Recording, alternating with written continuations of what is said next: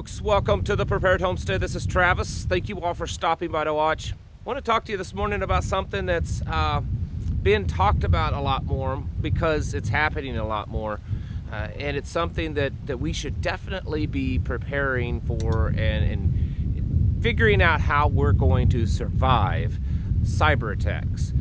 Because, well, they happen all the time, every day. You can get on websites that'll show you how many cyber attacks are happening approximately in different countries, and there's always thousands and thousands and thousands.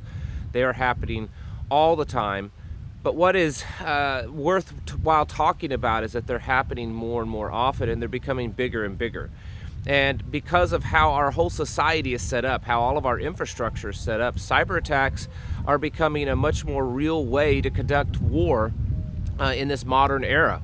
And it's something that we should be definitely concerned with and focused on, and how we as our individuals can prepare ourselves against cyber attacks, because they can be very crippling. And I mean, it is the modern way of fighting a war, is through cyber attacks.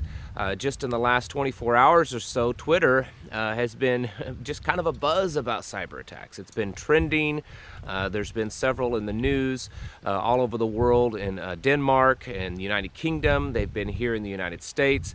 There's still a lot of people speculating and wondering if the airlines that were shut down just a couple of days ago really had to do with cyber attacks. Of course, the official FAA report is that was not due to cyber attacks, but it does fit well within what would happen and what would a foreign government, especially like the CCP or the Russians, would do. So it's possible. I mean, it wouldn't put it past them to have a cover up there. I'm not saying it absolutely is, but it's certainly some things that we should be talking about and be aware of. I want to show you a video. Many of you have seen this video. This is just a little 30-second clip or whatever of your favorite person in the world, Klaus Schwab, what he has to say about cyber attacks and his you know how old Darth Klaus has to say things. It sounds more like a threat than really a warning. But listen to this video here. Pay insufficient attention to the frightening scenario of a comprehensive cyber attack, which would bring to a complete halt to the power supply, transportation, hospital services, our society as a whole. The COVID-19 crisis would be seen in this respect as a small disturbance in comparison to a major cyber attack. So he's telling you that a cyber attack, a global cyber attack, a very serious cyber attack would be way, way, way, way worse than the whole health crisis. That it would make the health crisis just look like nothing.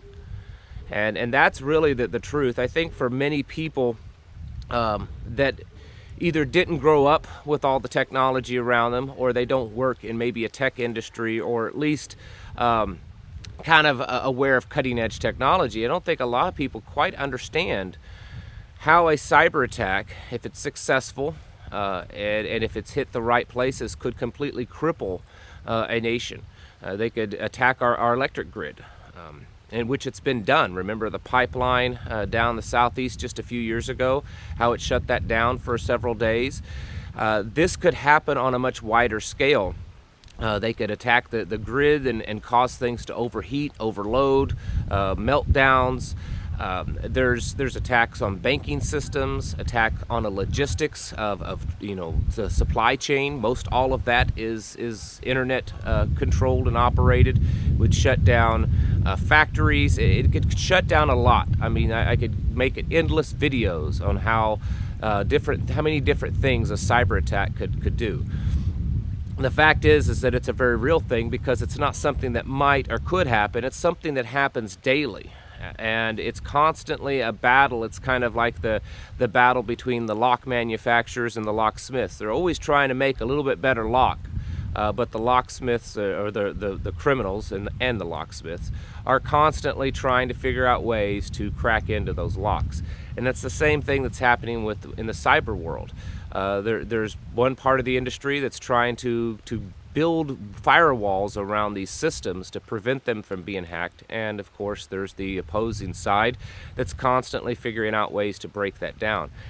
At some point, it's very likely that a major cyber attack could cripple part or even all of our country, economy, industries, infrastructure, all kinds of things that could happen. And we have to be prepared for that, because this is something that could happen very quickly.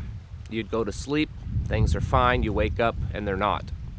It would happen very possibly in a moment's time, and usually without any warning.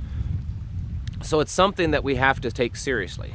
In our lives here at the homestead, we try to do as much as we can, even though we certainly use technology. We have a cell phone and we have internet, things like that. But as much as possible, we try to limit the amount of technology in our lives, and we also try to limit our dependency on that. For instance, and this is just me, you don't have to do this.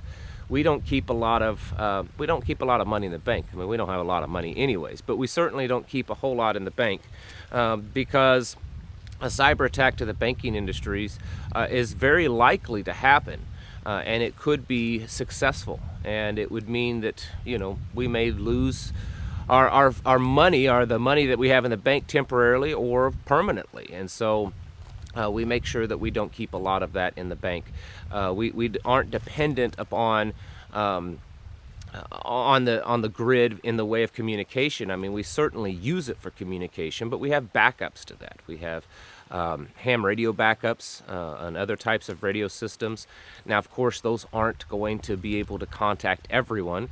You're not going to fix everything that way, but within our local group, we focus on that a lot. Everyone has radios. We all know the channels that we use, the frequencies that we use, and we regularly practice using them. And so that's another way. One of the things that we have to consider, because cyber attacks could be so widespread, could affect so many different things, it's very difficult to sit here and tell you all the ways to prepare for them, other than just saying it's something you have to prepare for. Having the capability of living outside this technical world as much as possible. I'm not saying it's easy, I'm not saying you could fully do it, but at least knowing how to survive without it is something that's going to become necessary in the future. Think of healthcare systems, and there's been a lot of attacks on healthcare systems lately, and if those go down and they're not able to function, do you have alternative ways to provide at least basic medical care for yourself through understanding first aid, maybe herbal medicine? Have people in your area, in your group, that are willing to treat an illness without using electronic payments or something like that. This is something that you should be thinking about. The supply chain. If you're heavily dependent upon the global supply chain for your food or for other things, that could be a problem. Do you have local sources to purchase your food? Maybe farmers markets or local farmers, Amish, Mennonite, different people that would be less likely to be shut down because of a cyber attack. And then, of course, growing your own food. That's very important too. Growing your own vegetables, raising your own meat, chickens, eggs, that sort of thing. Is not going to be as affected. But make no mistake about it, a major cyber attack on this country could very easily bring it to its knees.